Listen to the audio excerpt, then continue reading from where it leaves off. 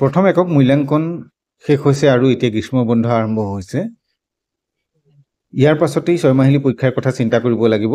প্ৰথম একক মূল্যাংকনৰ যিসমূহ পাঠ আছিলে চতুৰ্থ ঠিক পঞ্চম পাঠলৈকে আছিলে আৰু ষষ্ঠ পাঠৰ পৰা নৱম পাঠলৈকে আছে 6 মাহিলী পৰীক্ষাৰ বাবে। গতিকে আজি 6 মাহিলী পৰীক্ষাৰ বাবে থকা ষষ্ঠ পাঠটো তোমালোকলৈ আগবঢ়াব বিচাৰিছোঁ। সংস্কৃত পঠনটো কেনেকুৱা হ'ব সেয়া দেখুওৱা হৈছে। ইয়াৰ পাছতে অসমীয়া অনুবাদ আৰু প্ৰশ্নোত্তৰ আলোচনা কৰিম। চেনেলটো চাই থাকিবা আৰু তোমালোকে কমেণ্ট কৰি জনাবা। ষষ্ঠ পাঠ ভগিনী নিবেদিতা। প্ৰথম একক মূল্যাংকনৰ সৈতে যিকেইটা পাঠ আছিল তাৰ পাছত নৱম পাঠলৈকে সামৰি 6 মাহিলী পৰীক্ষা হ'ব। গতিকে আজিৰ পাঠ ভগিনী নিবেদিতা। পাঠসমূহৰ সন্ধি ভাঙি কেনেধৰণে পঢ়ে পাঠটো দেখুওৱা হৈছে, তোমালোকে চাবা। भगिनी निवेदितायाः जन्म सप्तषष्ट्यधिकम्-अष्टादशशततमे वर्षे अक्टोबर मासस्य 24 उत्तरी आयर्लैंड मध्ये अल्स्टर नामके नगरे अभवत्। अस्याः मूलनाम मार्गरेट नोबल आसीत्। अस्याः पिता एक क्रान्तिकारी देशभक्तः, माता च धर्मशीला महिला आसीत्।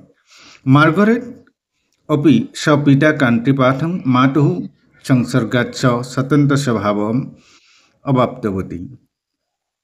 बाल्ये एव अस्याः पिता दिवङ्गता अभवत्। तदा माता एव अस्याः लालनं पालनम् अकरोत्। सा अध्ययने अध्यापने नियोजिता, तस्यै ईश्वर आराधनं प्रति प्रेषितवती। अध्यापनकाले एव सा आयरिश क्रान्तिकारिणां सम्पर्के आगता।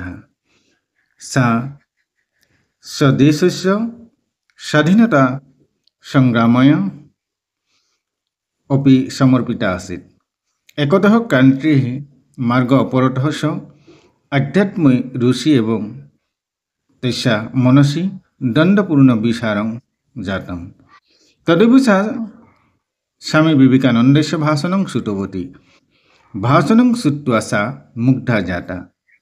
1895 वर्षे अस्याः प्रथमवारं लण्डन् नगरे स्वामी विवेकानन्देन सह साक्षात्कारम् अभवत्।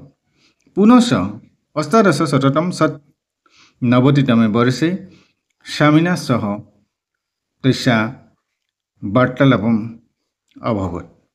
वार्तालापेन प्रभावितो भूत्वा सा स्वामी विवेकानन्दं स्वगुरुः अमन्यत्। भारतेन स्नेहं कुरु, भारतीयजनानां सेवां कुरु इति तस्य मन्त्रं गृहीत्वा 1898 वर्षे सा भारतदेशम् आगतवती। स्वामी विवेकानन्दः तां मानसकन्या अमन्यत्। निवेदिता इति नाम च प्रदत्तात्। श्री अरविन्द घोष महोदयेन सा भगिनी निवेदिता तथा रवीन्द्रनाथ टागोर महोदयेन लोकमाता इति नाम्ना विभूषिता एवं चिरकुमारी भगिनी निवेदिता लोकमाता अभवत्।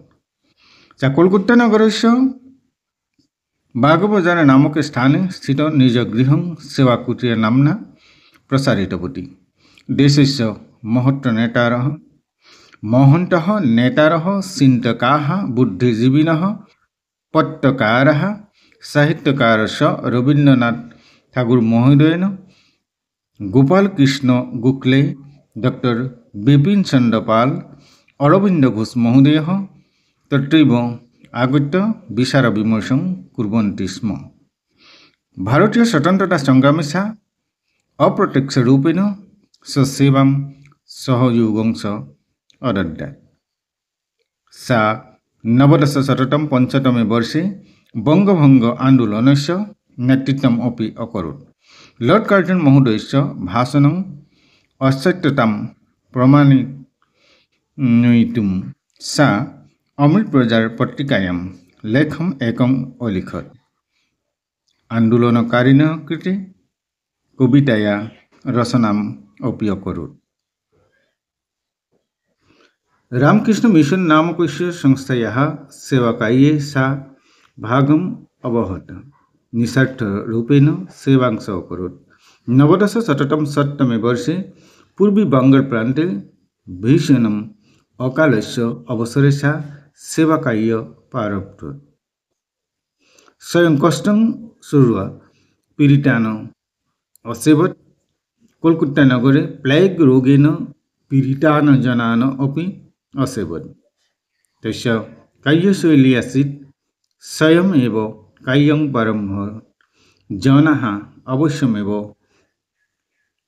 আগমিষ্যন্তি ইতি सा ভারতীয় কৃতৈः অপমানম অপি অসহৎ The master is as a hymn cradle tales of Hinduism, the way of Hindu life, प्रवृत्ति पुस्तकानि स्वामी विवेकानन्दस्य विषये हिंदू धर्मस्य विषये लिखितानि पुस्तकानि चर्चितानि सन्ति सा जगदीश चन्द्र बसु महोदयेन लिखितं पुस्तकद्वयस्य बांग्ला भाषायाम् अनुवादम् अकरोत् रवीन्द्रनाथ टागोर महोदयस्य गोरा नामक उपन्यासोऽपि तस्या एव प्रेरणायाः परिणति च पूर्णरूपेण भारतस्य धर्माय दर्शनाय संस्कृतस्य समर्पिता आसीत् सा भारतीय नागरिकसु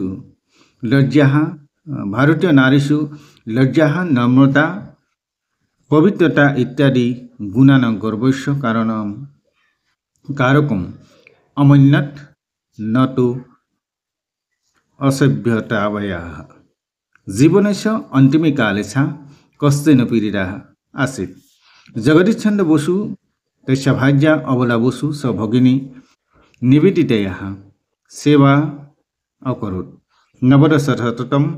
एकादशतमे वर्षे अक्टोबर मासस्य 13 तारिकायां सा परलोकं गतवती हिन्दुरीत्या